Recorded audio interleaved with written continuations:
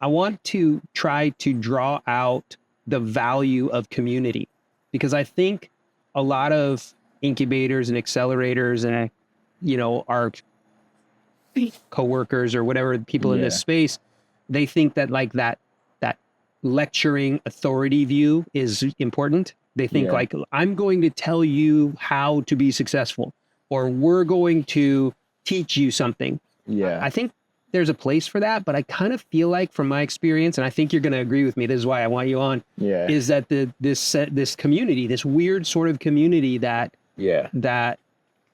comes out of it, is more important. But when we did the summer intensive this year, it was like, we had a really hard time getting people to be interested in lectures at all.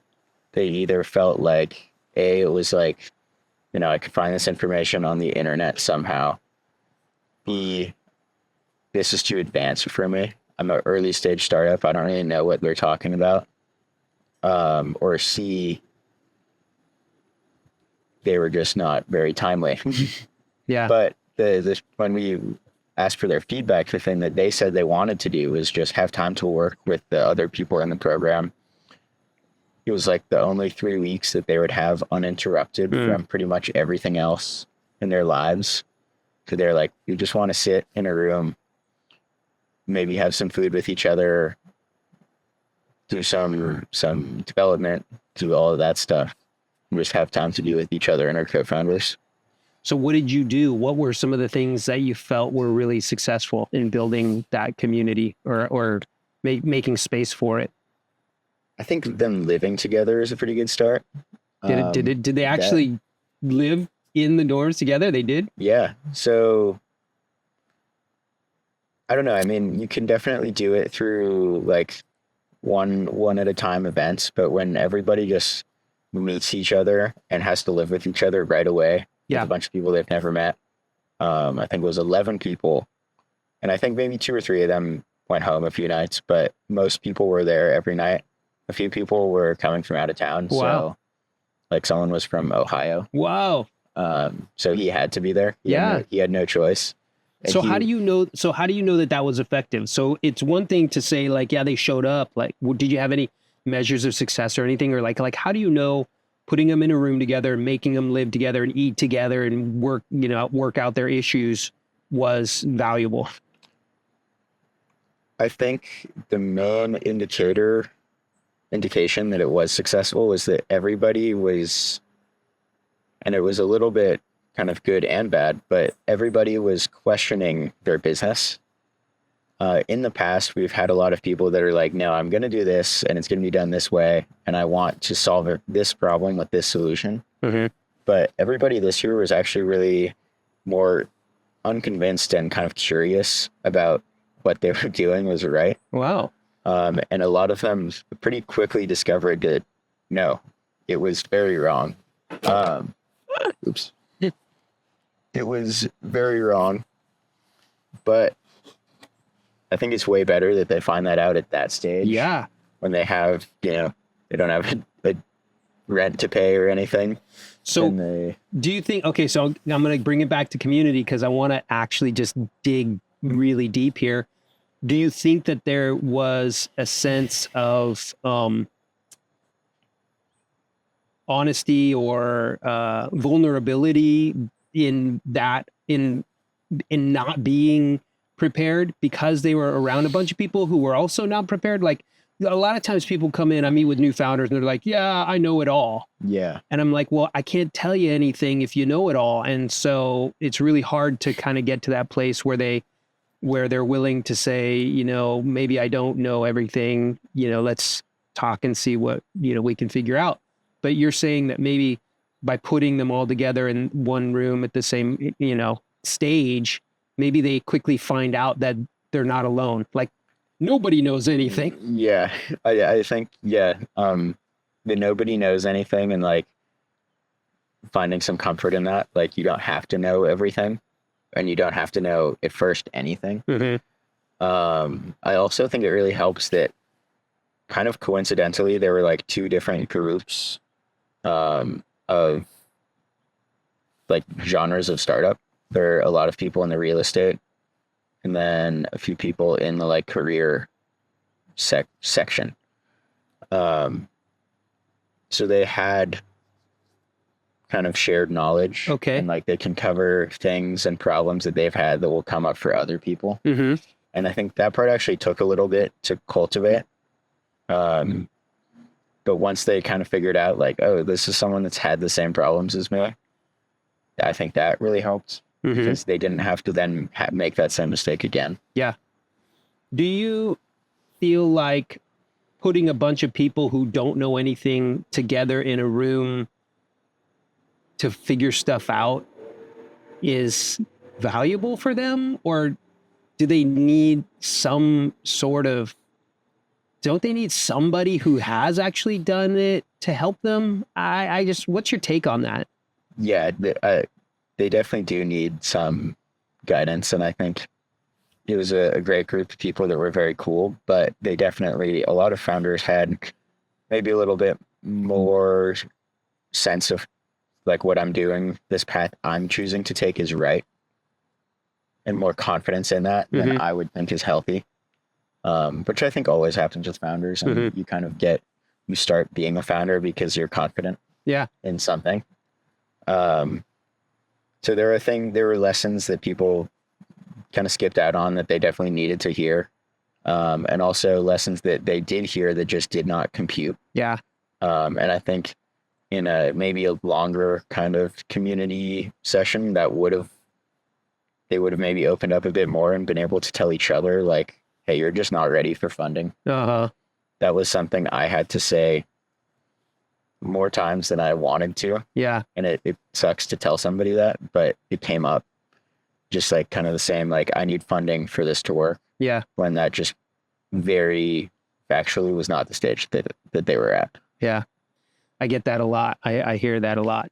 What about outside of this little community you built? So you created this cool little ecosystem or environment where the startup founders could be together and they could be, connecting with each other and figuring stuff out and maybe learning together and everything. But did you do anything to help them get exposed to a wider community or a wider network that maybe they wouldn't have had on their own, or,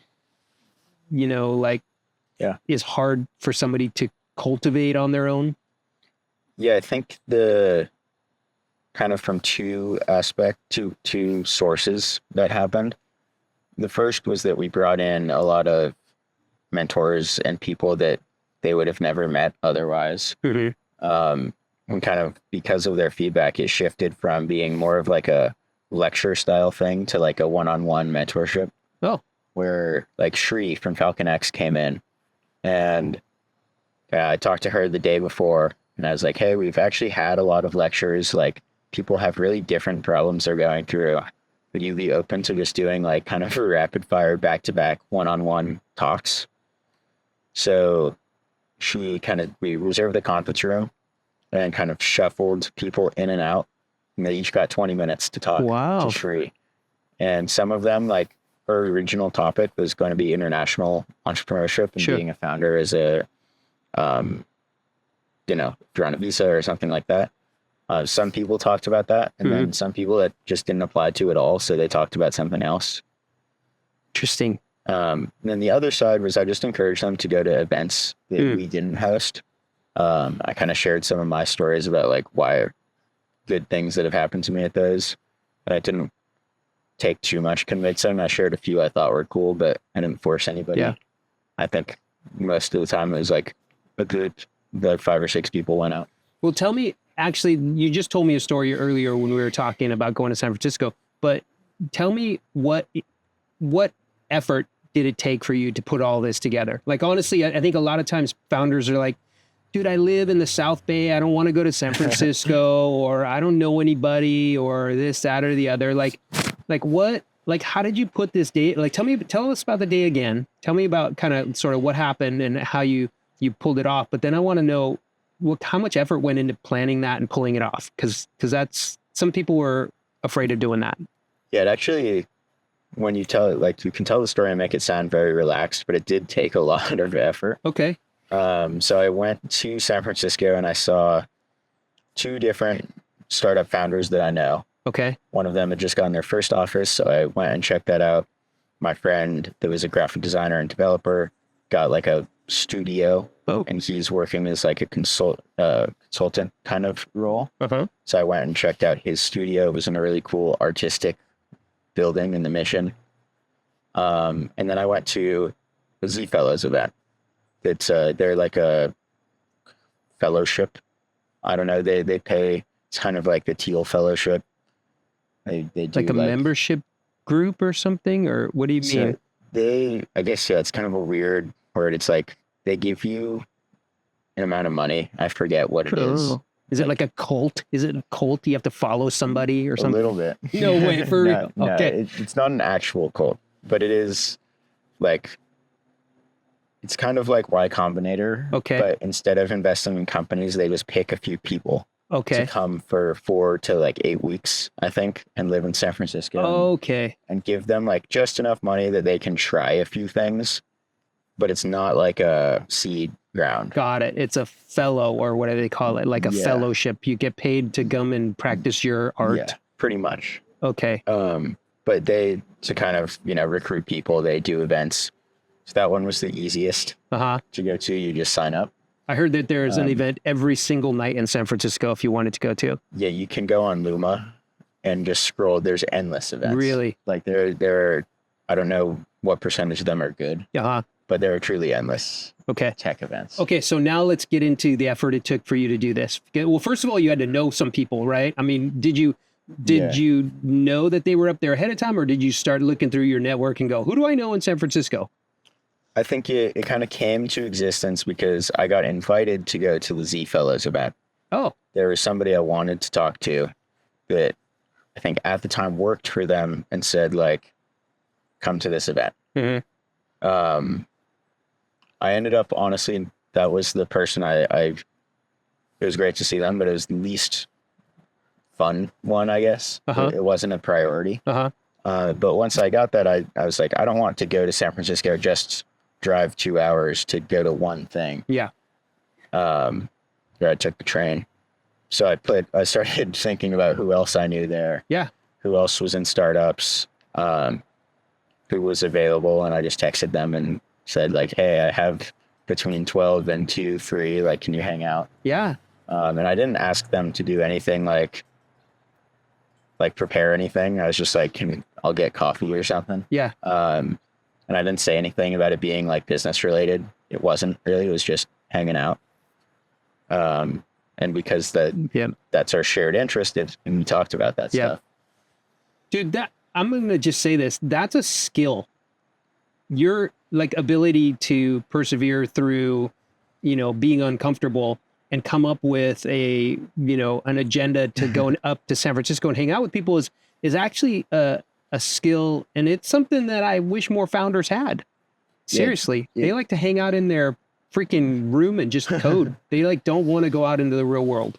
Yeah, I think that's one takeaway from the first 2 people I went to, are one of them just raised a lot of money. Wow. And one takeaway is that they're just always like on their LinkedIn and like whatever, like company social medias, they're like, you can just come to our office. Yeah. And like, we're not necessarily going to host you, but if you're interested, and they do like AI coding software, if you're interested in this stuff, then like just come here and we'll give you a place to sit for an hour. So cool. And I showed up, and honestly, like, there's 3 people at the company. I only really talked to one of them. The other 2 were just working. Jeez. But 3 people at the company, they just raised a ton of money because they're an AI startup. Yeah. No way. They're hiring in San Francisco. Yeah, it's very stereotypical. That's awesome. All right, man. Well, I think that's it. That's the wrap.